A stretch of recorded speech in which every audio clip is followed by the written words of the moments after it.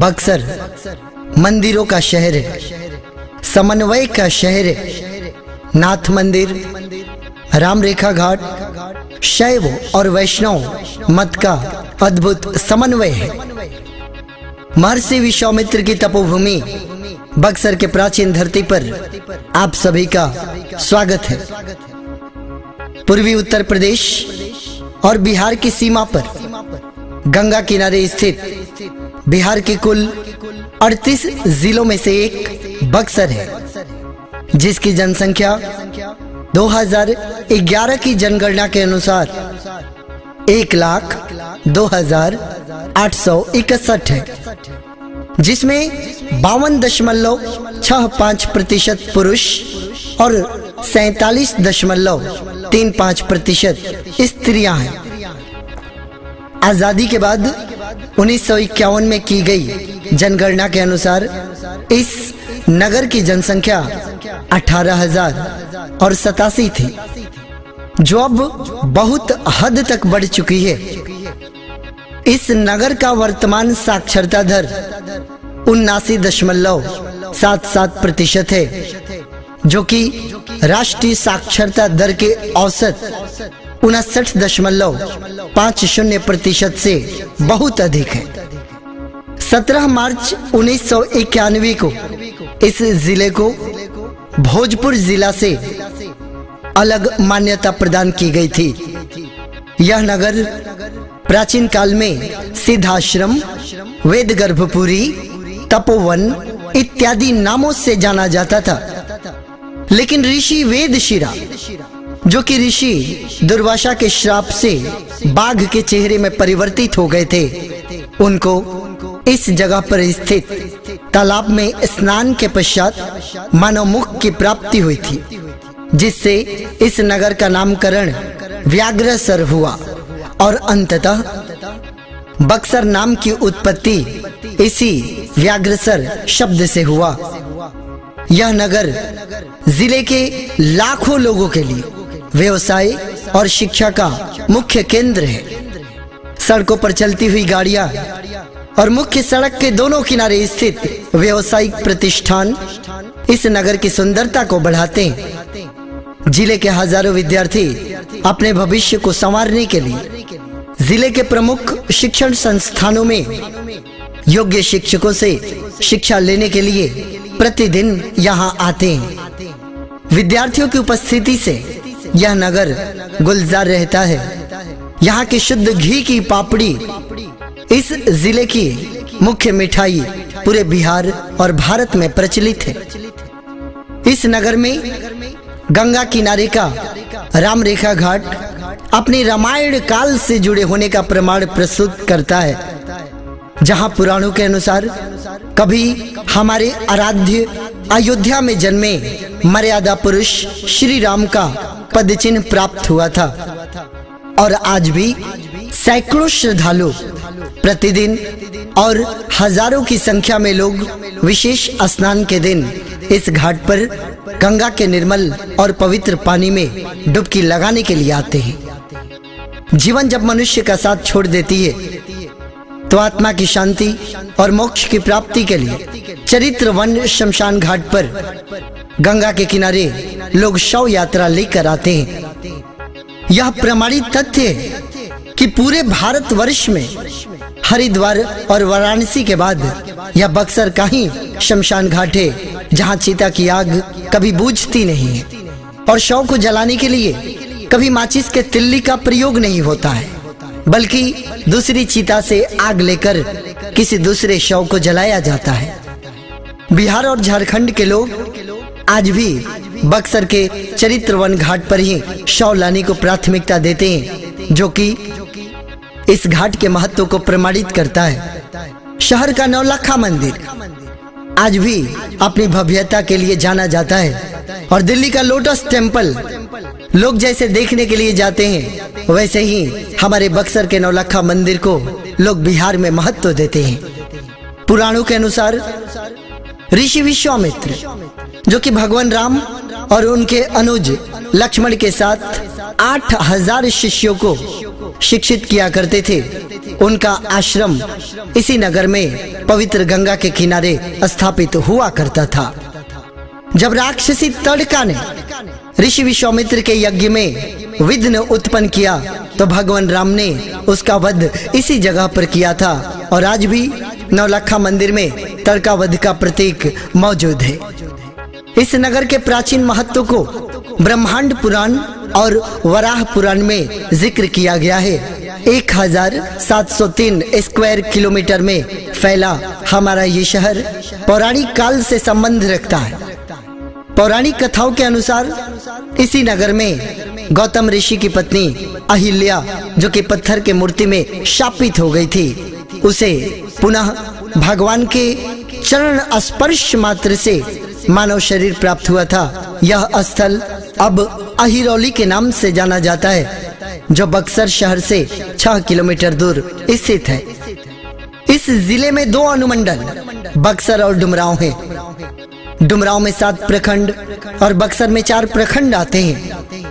इस जिले का बक्सर के अलावे सबसे प्रमुख नगर डुमरांव है, जो कि जिला मुख्यालय से लगभग 19 किलोमीटर दूर स्थित है। यह नगर परिषद डुमरांव सुहागन के श्रृंगार के बक्से के सबसे बेशकीमती गहना अर्थात सिंधोरा के निर्माण के लिए वर्षों से प्रचलित है। इसी नगर डुमरांव में मठिला से विस्थापित होकर आए राजा की राजधानी स्थापित हुई थी और आज भी राजगढ़ और इस गढ़ में स्थित बिहारी जी का मंदिर पर्यटन स्थल के रूप में प्रसिद्ध है।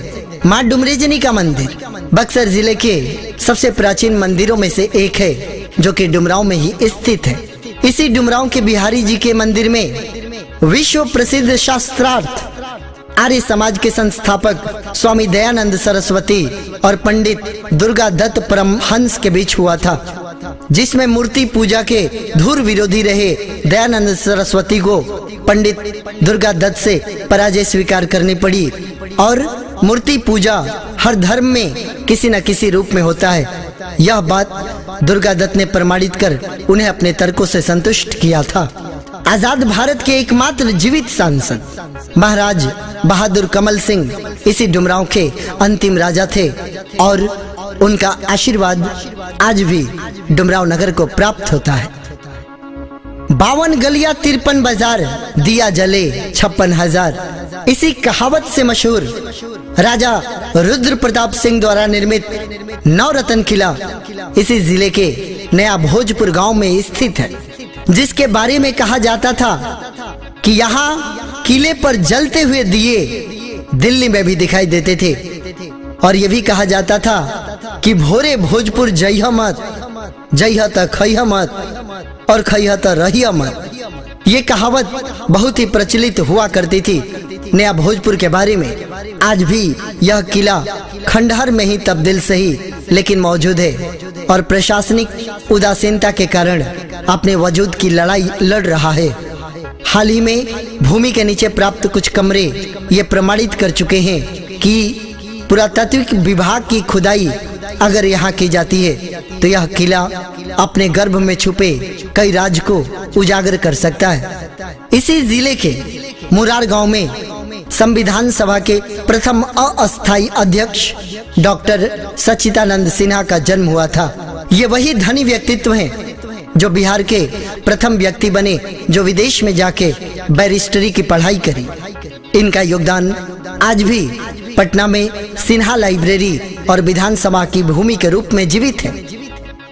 इस जिले की मुख्य फसलें चावल, गेहूं, चना इत्यादि और सब्जियों की खेती है।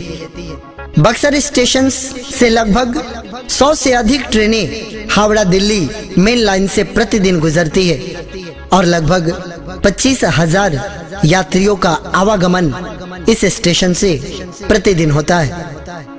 यह नगर बिहार की राजधानी पटना से लगभग 130 किलोमीटर पश्चिम में स्थित है। इसी जिले में बाबा बरमेश्वर की नगरी ब्रह्मपुर में बाबा बरमेश्वर नाथ का मंदिर एक धाम के रूप में पूरे बिहार में प्रचलित है और सावन के प्रत्येक सोमवारी को लाखों की संख्या में भक्त शिवलिंग पर गंगा जल अर्पित करने के लिए बक्सर से ब्रह्मपुर की पद यात्रा करते हैं। इस मंदिर के बारे में कहा जाता है कि जब अंग्रेजों ने इस मंदिर को तोड़कर नष्ट करने की कोशिश की तो भगवान शिव ने स्वतः मंदिर के मुख को पूरब दिशा से मोड़कर पश्चिम की ओर कर दिया था। और आज भी इस मंदिर में पवित्र मन से शिवलिंग के दर्शन करने से भक्तों के जीवन की हर मनोकामना पूरी हो जाती है। यदि इस नगर के इतिहास की चर्चा की जाए तो 1774 में इसी जगह बक्सर जिले में ब्रिटिश ईस्ट इंडिया कंपनी और मीर कासिम के साथ बंगाल, अवध के नवाब तथा मुगल शासक शाह आलम के संयुक्त सेना के बीच युद्ध लड़ा गया था। कटौली में स्थित पत्थर का स्मारक आज भी उस युद्ध की याद दिलाता है। मुगल काल के दौरान हुमायूं और शेर शाह के बीच ऐतिहासिक युद्ध इसी जिले के चौसा में 1539 में लड़ा गया था, जिसमें हुमायूं को रणभूमि से भागकर अपनी जान बचानी पड़ी थी और शेर शाह को उस युद्ध में विजय घोषित किया गया था। गंगा के बहती हुई जलधारा की तरह यह नगर अपने यहाँ रहने वाले हर धर्म और जाति के लोगों का सम्मान करता है और मंदिर, मस्जिद, चर्च, गुरुद्वारा, हर धार्मिक स्थल और हर धर्म मत को साथ लेकर यह नगर आगे बढ़ता है। लोगों का आपसी भाईचारा और मोहब्बत ही इस नगर की वास्तविक शक्ति है और ये शक्ति और भी बढ़े इसके लिए जिले से निर्वाचित जनप्रतिनिधि बिना किसी भेदभाव के लोगों के विकास के लिए कार्य करें, यही इस नगर के लोगों की अपेक्षाएं हैं। तो यदि आप हमारे जिले से नहीं हैं और आप हमारे इस नगर का भ्रमण करना चाहते हैं तो स्वागत है आपका महर्षि विश्वामित्र के नगर बक्सर में। आप आइए और धार्मिक विरासत के साथ साथ राजाओं की विरासत को देखें। आपके हर एक अपेक्षा पर यह नगर खरा उतरेगा।